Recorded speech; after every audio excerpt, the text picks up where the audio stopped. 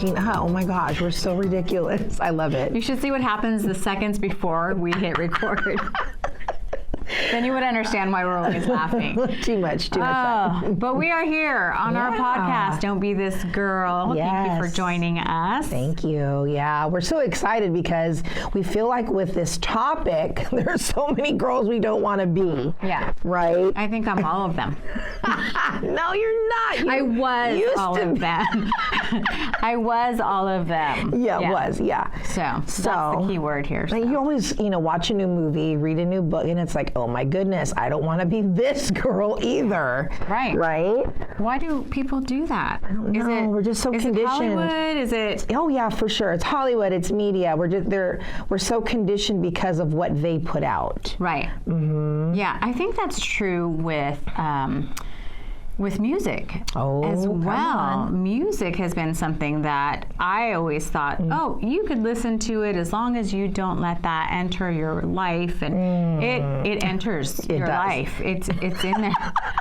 I was like listening to some things recently, and I was like, is that what that song says? I was grooving to this song in the 70s, and I was like probably 6 years old, and Rod Stewart and all the things. Oh, and if you want my body and you think I'm sexy, like, with all my heart. 6-year-old. If you want my body, and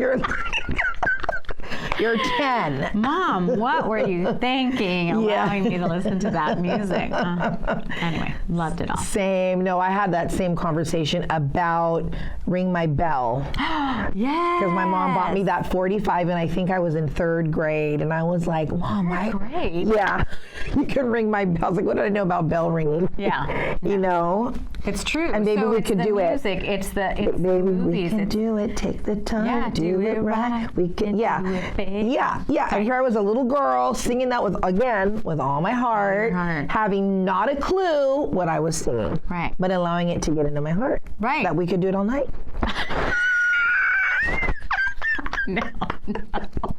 I didn't know what we could. Earmuffs. I didn't know what we were doing all night, but whatever it was, we could do it. We're having a slumber party. S'mores.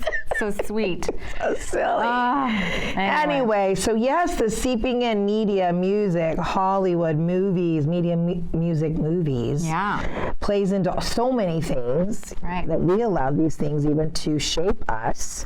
Yes, right? And that's how we become this girl. We become this girl from all of that, not even really knowing. That's true. I think it's not something that we seek out. No, absolutely not. It's just something that is in our surroundings and we're listening to, and or our friends are introducing us to. And I think we talked about that before too, like, who you have around you is so important. So, Yeah, so good. So I think today we will be talking about the girl who feels like she has to be the stalker girlfriend or the stalker chick. Yeah. You see it in movies, we hear songs about it, but it's like, and even some of the songs that men sing, like Sting's, Every Breath You Take, that's a stalker-ish song. Every breath you take. Yeah, so I was just like, oh, he's so sweet. No. He loves every breath I'm taking. Every value break, I'll be watching you. Like, that's freaky. Now, he's the only artist that I go see every time he's in California. Yeah. And I've been a stalker fan. Sting, look out. Because I've been to Boston to see him, I've been to Vegas to see him. But that song always makes me laugh. I think that's a little bit creepy. But there are women, there are girls, there are, that we can say we have been stalker. And I don't know about you now, I'm not that person now. Right. But in my late teens, early 20s, oh my goodness, yes. Yeah. It's like, or even just the conditions. Like sometimes you might see a movie and this girl's like, I thought, she goes up to a guy, she's like, you said you were going to call me, Oh, yeah. I'm like, oh girl, don't do that. Why are you so desperate? Yeah, don't do that. For his attention. Right. Which takes us back to, what is it, a book? I think it's a book and a movie, right?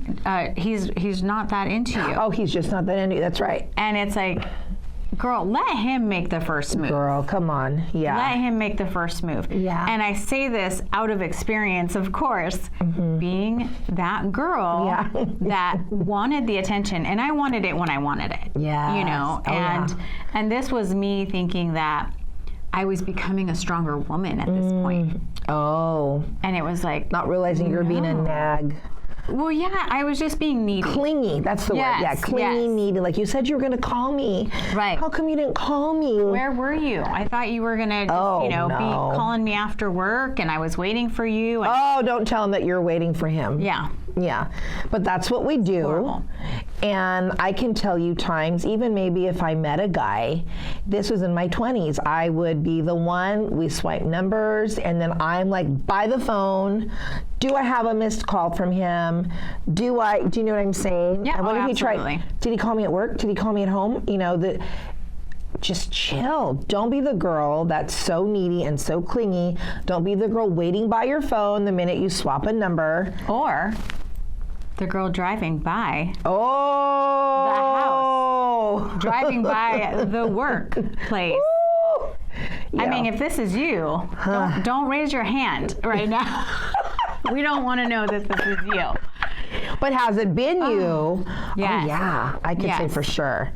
Yeah, I can tell you times. It was a sad time in life, and I think that once I got out of that, I realized that.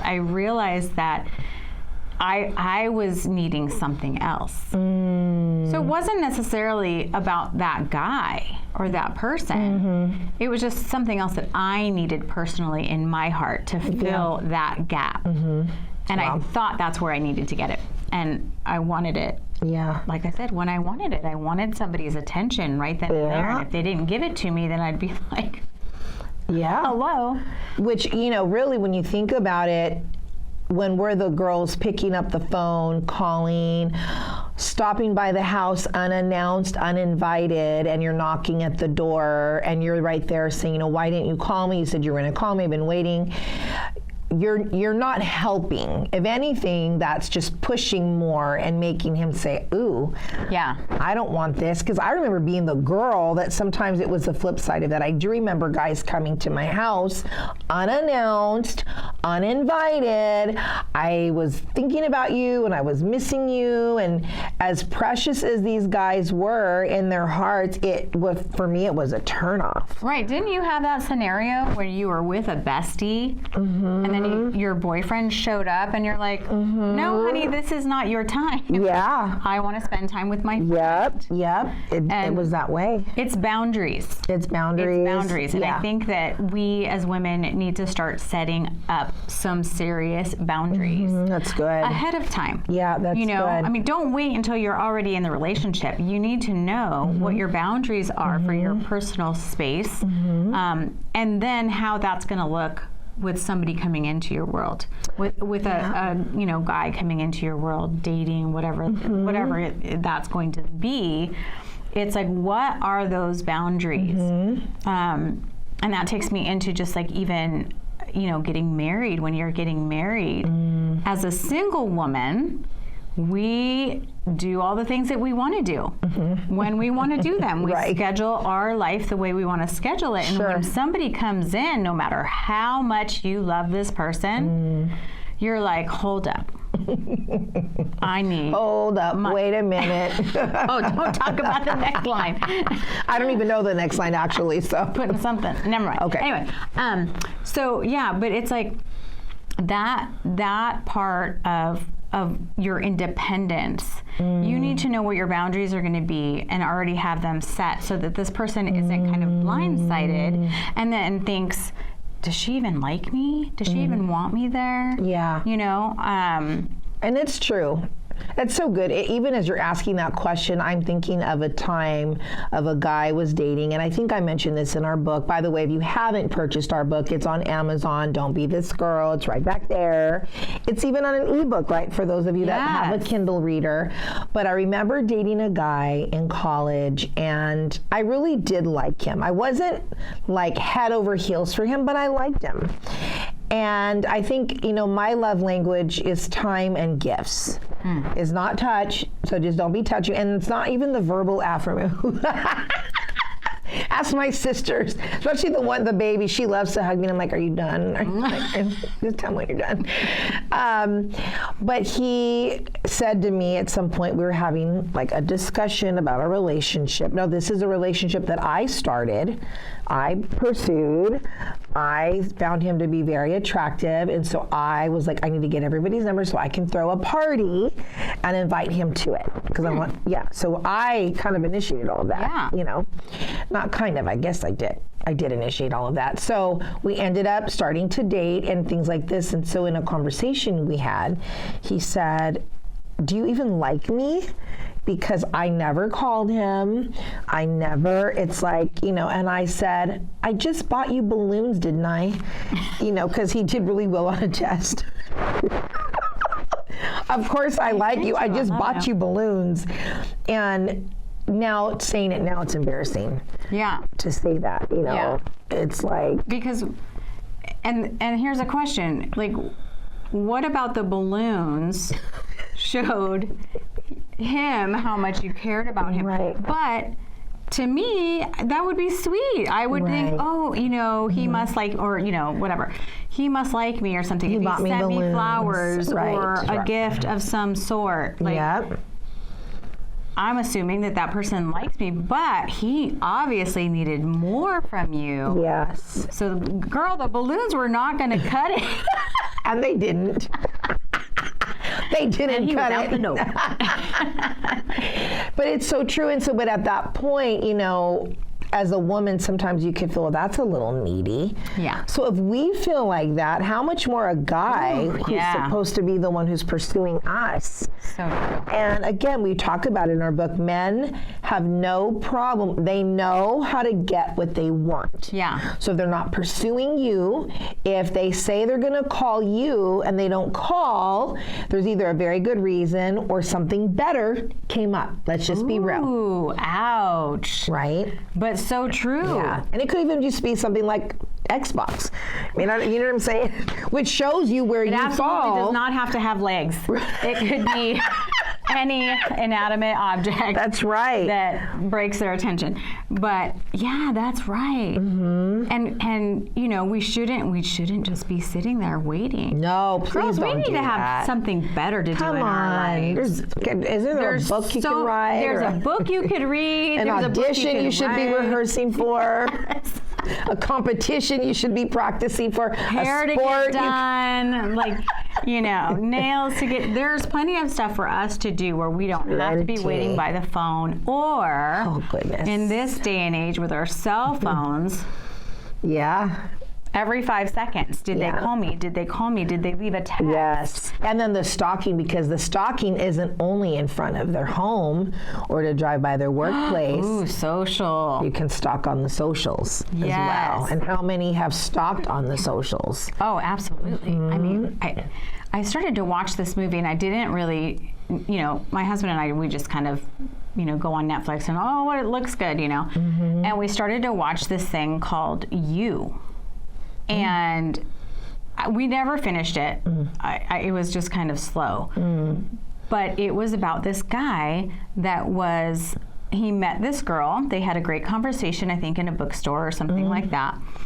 And I think he got her name from the credit card or something. Oh boy. Looked her up on social. He knew where she went to school, who her friends were, who her family was, where she lived, and he started showing up in the neighborhood. Oh no. And looking and watching her through her windows because she left her windows open. It was a very scary reality of what could happen on social media and with social media today. And we never finished watching it. And I think, I'll have to look it up, but I think that it has to do with a real life story. It was based on a true story of some of that, where somebody actually got hurt or murdered or something. And that happens. Yes. That does happen. Yeah. And even in relationships that can go and that's why I'm just such a big proponent now of, if it's not the right one, don't go there. Are there red flags? look at the red flags. Yeah, don't ignore it. Yeah, don't ignore them and don't excuse them, don't forgive them. If you see one red flag, and by red flag, I think we're talking about the things that are dangerous.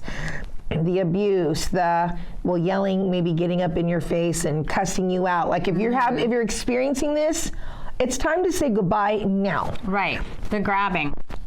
Oh, yes. The grabbing, it's like, oh, wait, hold up. Again, boundaries. Don't touch me. Don't, even when you're in a relationship that you've been in for a while. Yes, it doesn't matter how long. It's never okay. And it's not good, unless this person gets help, it's not going to get better. Right. You're not going to fix it. No. I mean, I just want to say that to everybody. And you're putting up with it is not going to fix it. You're staying in that dangerous situation is not going to fix it. He needs help outside of you. Listen, I was in a relationship that I'm almost embarrassed to talk about it, but I was in a relationship where I thought this guy, he was a good Christian and, he was in ministry and all the things. And, I started dating him, even though at first I was like, no, not going to go there. Kind of thought he might be a little prideful or something, I wasn't sure. And so I was very standoffish at first. And then I jumped in, and before I knew it, he was everything that I didn't want. Ooh. And there were so many things that he needed help with. And I stayed, and I even told our pastors, I'm so proud of him. He's doing this and that, blah, blah, blah. Girl, he was in jail. And I was trying to tell my pastors, oh, yeah, he's bringing people to the Lord and blah, blah, blah. In jail? In jail. Oh. And this is this facade that we, create in our minds of, I can fix this. If I love him enough. If I give him the attention that maybe he didn't get as a child. Yeah, no. Let me tell you, it was exhausting. It was embarrassing. I could never. It took years for me to get just that time that I spent with him out of my life. Wow. Out of my son's life. Sure. Because this was later on. And even Kyle.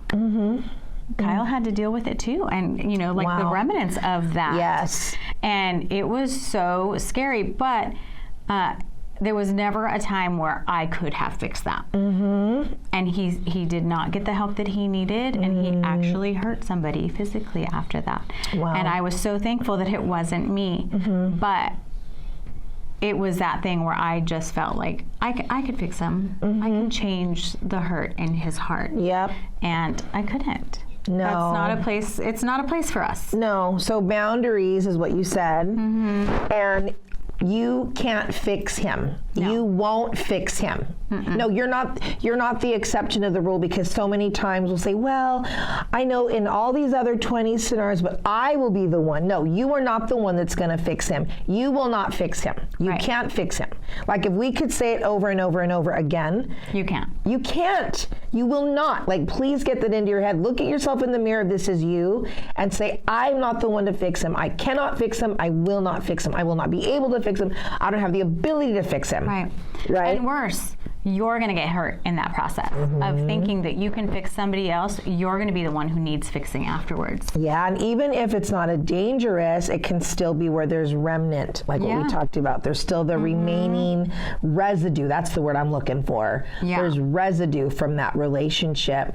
And then you talked about the time, the this, the that. See, all of these things that it steals from you. Yes. It steals your confidence. It steals your joy. It robs your time. It robs your money. Yeah. Right? It distracts whatever it is that you are going to do. It came in and impeded that, and now you're looking over here, what took you off your path. 100%. My life went into a complete spiral the other direction. And and it's not something you can take back. Yeah. You cannot get that time back. So notice the red flags, like Cyndi was saying. See those red flags and just hold yourself back. Know that, you know what, you are worth so much more. Yes, you are. Than having to settle for someone that you could see something's a little off with them. Yeah. Something doesn't align with my beliefs and their beliefs. So, and listen, right? Yeah. To that, sometimes you will know. It's that like feeling. I know my pastor calls it the knower, which really to me the knower is the Holy Spirit. But listen to that knower. You know, even if you don't have a relationship, like we both are believers, so we both have a relationship with Jesus. But if you don't, you still know there's that oh, something just told me I should not have done that. Go with that something that's saying don't go there and don't do that. That's right. Instead of finding out and learning the hard way. Yeah. You know. Yeah, because we never want to see it go the full extent that it could go. Yeah. Which we see and we hear about in the news all the time. Oh my gosh. I feel like now more than ever. All the time. And for, you know, single women that are out there that have babies, you know, that's the hard part of it is sometimes we're so desperate for a male figure for our child. You talked about that in the Jerry Maguire. Yes, I did. I covered that about, you know, Renee Zellweger and her character in that movie. She was so desperate to have, super needy. She was so needy. Like, let me listen to your conversation on the plane while you're in first class and I'm back here with the peasants. And she's like, you know, leaning in and almost falling out of her. She even tells her sweet little son, like, what's wrong, Mommy? Oh, what did she say? Something about like people in first class and people in this class. That's what's wrong with the world, you know. Okay, girl, that's what's wrong. Yeah, exactly. And you're over here listening to his relationship issues or whatever it was. And just being that desperate. You don't want to be that desperate. So we always advocate for knowing yourself and getting to know what you want in life and being independent. There's nothing wrong with being single. Sure. There's nothing wrong with being a strong woman who is single and feels happy about her life. Yeah. Because you know what? One thing I remember hearing is, you know what, when you're single, you can do so much more with your life in certain aspects, you know, of your life and certain things that you're doing, ministry being one of them. But when you're married, it kind of changes a little bit because your priority should be your husband and your family, and, you know, and it really does change. So, and then if you're creative like me that wants to do everything and film everything and go everywhere, you just have to take all of that into perspective. Yeah. You know, because I think then sometimes those things maybe you can't do as frequently. Right. Or you can if you have a great guy like your hubby, great guy, but you still have to work things through him. And because he wants to do things. And you know, more than likely, it's not writing a book. Like,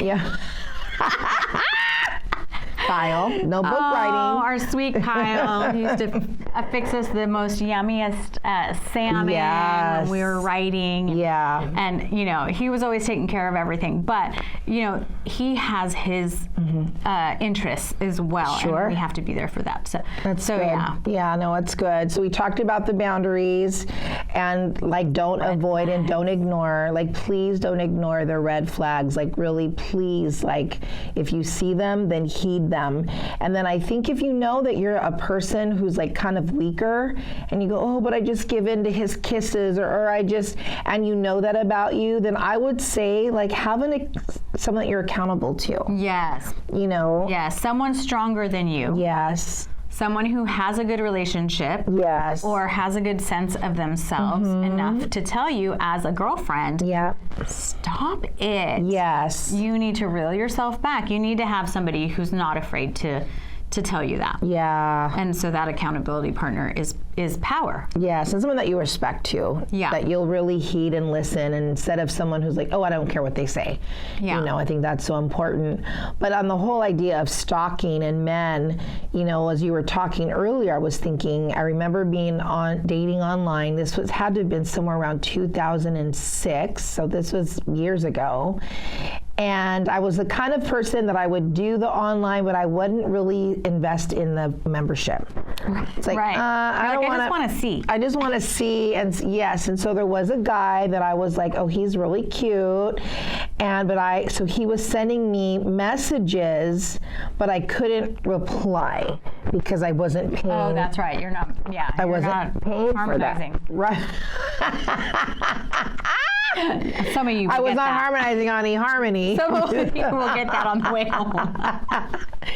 And so, but this guy was so smart. What he decided to do is he wondered, I wonder if her email address is the same as her handle. And it was. Oh, no. So he emailed me and said, this is so-and-so, so-and-so from such and such. And I was like, I was so impressed with him. Yeah, you're like, oh, he's a smart cookie. I'm like, he knew how to reach me, how to find me, and we started dating. You know, so that just tells me he was not a stalker. Actually, he was a really good guy, but I just think, you know, again, men know how to get what they want. That's right. So it's like he did the work. Like, okay, I want to get to meet this girl, and so I wonder. And so he tracked me down. But you know, it could be the kind of thing where it is a detrimental thing, you know. Yeah. And if you're that kind of a girl and you have those tendencies, you might need to get help. Because we all need help. Listen, it's not just the guys. But yeah, you don't want to be. You don't want to be that girl that is doing that. Like, the guy clearly knew what he wanted. Yes. And they're going to go after that. Yeah. We don't need to push. We don't need to help them along. You know, send them romantic little thoughts and whatever songs and things like that to remind them of us or how much they should love us. If they love us, they love us. They're going to be there. If they don't, they're going to be hanging out with the Xbox or, you know, anything else. Yeah. So, yeah, we don't want to be the stalker girl. We don't want to come off desperate, because that's when we get hurt. And we don't want you to be the stalker girl either. You know, obviously there are some movies that come to mind that were like horrible, like the one with Glenn Close and Michael Douglas. Oh, Fatal Attraction. Fatal Attraction. Like, please don't be a stalker girl, you know, because that movie did not end well. I mean, that's probably, love you, Glenn Close, sorry, the best she had looked in a lot of movies. And I mean, she was successful, sexy woman. Yeah. But yet, man, she had to have him. And he was married. So that's boundaries. That's a whole other topic. We will be talking about Don't Be This Girl. We are not pro-adultery. No. Like, if you are single or married and you're watching this and you come in contact with a man who is married, hands off. He's not yours. Walk away. Yeah, he's not yours. It's not like, oh, I have to have him. No, just no. It's detrimental to the family, to the kids, to everybody involved. So we're just asking you to not be that girl either. And we talk a little bit about it in the book, do we? I don't know. I think going after someone else's man. Yeah, well, we were talking about that also in the Julia Roberts movie. Yes, Runaway My Best Bride. Friend's Wedding. No, Runaway. Is it Runaway Bride? No, My Best Friend's Wedding. Oh, okay. Well, girlfriend, Julia Roberts. No, because there's My Best Friend's Wedding when she's going after her best friend who's getting married, right, to Kimmy. Yes, Cameron Sweet, Diaz. precious Kimmy. And then she does it in Runaway Bride when she's chest bumping her best friend's husband, because they used to be best friends and they used to date. Right. Well, she wasn't after him, but she was flirting. But yeah, it was a little. But don't much. be that girl Don't be chest either. bumping your girlfriend's man. Okay, like, there are things here that they don't need to be feeling. That's right. They're not yours. Husband. That's right. Yeah. If you're not his, he's not yours, and these aren't his. I'm not going to try to repeat that. What she said. Oh, yeah. So good. There's a lot of that. And, poor, Glenn Close in that Fatal Attraction, she lost it. She did. She completely lost it. And where did she go? Yeah. She's dead in the bathtub. Yep. Yeah. Not a good thing. Not a good thing. Not a good thing. Yeah. But it does start with those red flags. And again, I know that's a deep, dark, that's what I was like, that's a dark example. Going down but the it made me think of that movie because it was just started off so this way, but it turned so dark and it ended deadly. But, you know, really this is such a good conversation because I think sometimes it could be that maybe women don't even think, they're not even thinking that dark or desperate. They're just like, oh, I just want to see what he's doing right now. Let me just drive by his job. Let me just drive by his house and see. And then I feel like, you know, there's adrenaline. I remember driving by something, probably when I was somewhere between 19 and 20, 21. I'm almost sure of it. You know, I nothing comes to mind, but I feel like I remember. I'm going to have to think hard about that. Yeah. And I'm sure that my heart was palpitating, so that's why I'm like, I'm sure that I did. I just have to remember who I was stalking. Don't be me. Don't be me at 19. Were there multiple? I think there were multiple. I just remember my heart beating, but I don't remember who I was stalking. But that's awful. Oh, yeah. You know, and it's intrusive. It's intrusive on someone else's time and property, their privacy. And it's also, it's not welcomed. It's not wanted. It wasn't, you were not invited. And I know originally it started off as, you know, you said you were going to call me. But even that, you know. Yeah. It's just desperate. Yeah. Don't do it. We just want to empower, you know, a powerful woman, somebody who is confident in themselves. Yeah. And this could be hard for, you know, a lot of young women. Sure. Who, you know, have maybe been verbally abused already, even by family, which, you know, it just kind of came up. It's like, okay, there's a lot of childhood hurt. Yes. That may cause you to be that girl. That's good, Yvette. You so know? Good. And it's like, we have to repair that. We have to fix that. Or you know. Fix it. Do the work. Make sure, that somehow we're getting over those hurts because growing into an adult with those hurts, it's tough. It's tough. It's tough. And you're going to stumble and you're going to hit a lot of dead ends. And hurt a lot and hurt people along the way. And hurt people. Including yourself. Yep. Yeah.